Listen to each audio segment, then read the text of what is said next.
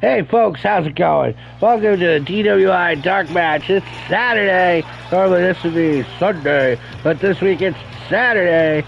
I'm about to head out to a crockpot party right after we get this shit on the road. Crockpot parties, you know, everybody brings a crockpot and I'll plug them in and say, let's eat, folks. And, yeah, I'm getting ready for that.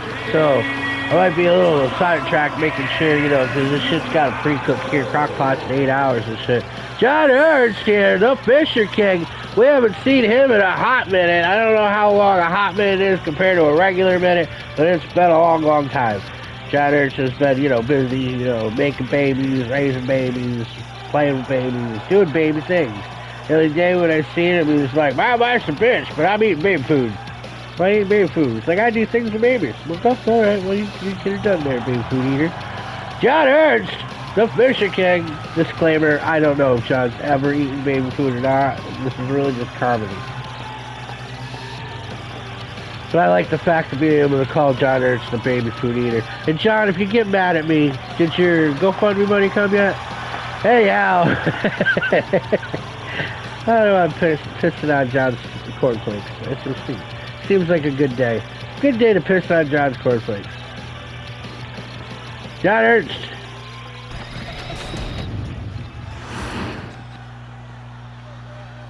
Who's JJ's partner? Or opponent? Partner's Mark Stroud. He ain't here right now. Oh, from the West End Outlaws. 10-4. That's trucker talk. Pete Delcoro. I love it when the Outlaws are here. It doesn't matter if it's Jared Smith, Eric Dolly, or the artist formerly known as Haystack. We're glad that they're here. But this is Pete Delcoro. He's not just an outlaw. He's a motherfucking trucker. And when I keep saying the trucker word, because you people need to respect the motherfucking truckers. Because without motherfucking truckers, you don't get motherfucking food, clothes, or toys, the doodads, things that you like to play with, car parts. All this shit gets shuttled by truck. And we don't want to fucking, you know, imagine if the truckers just all got together and said, you know, fuck you people, we're done. It was gonna be like, oh my god, I don't got my 3-minute egg timers. What am I gonna do without my special spatulas?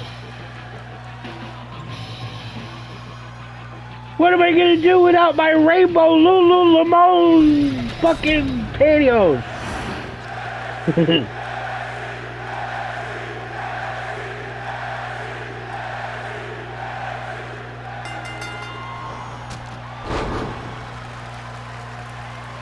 Well, started right off, the Fisher King throwing down on the trucker.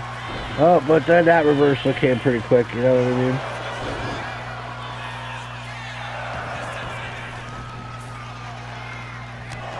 You could call John a painter if it was we were gonna, or a landscaper. He likes to paint the grass. When we hired Pete, it was ages ago, right? And we hired him to be one of the, you know, because Spurback had quit the Outlaws and started the Spurback Roadshow. And, you know, Eric and Jared were like, well, we need a fourth man, you know? You know, I mean, I know Haystack is as big to make, you know, 2 men, but he still only gets 1 vote, whether he mails it or not. So, you know, they were like, well, Pete's done with his anger management. He can now teach anger management classes. Hey, look, there's a Strock sign. So they're like, well, what better person to have somebody who graduated from anger management class get into the ring? You know, and so when I got a hold of him, he was on the outskirts of this little southern town. He was trying to reach his destination before the sun went down. But his old CB and his truck was just blared away. Channel 1 through 9. When out there came a little boy's voice on the radio. The little voice said, Breaker 19, is anyone there? Come on back, truckers, and talk to Teddy Bear. Well, Pete, you know, having children of his own, grandchildren, and, you know, Eric Dolly's kind of childlike. Yeah, you know, so he said, keyed back on the mic and said, "You got it, Teddy Bear." And the little boy's voice came back on the air. "I appreciate the break. Who we got at this end?" I told him my handle, and then he began. "Though I'm not supposed to bother you fellows out here. Mom says you're busy and for me to stay off the air. But you see, I get lonely and it helps to talk, 'cause that's about all I can do. I'm crippled and I can't walk." But Pete came back and told him to fire up that mic, and he'd talk to him as long as he liked. "This was my dad's radio," the little boy said.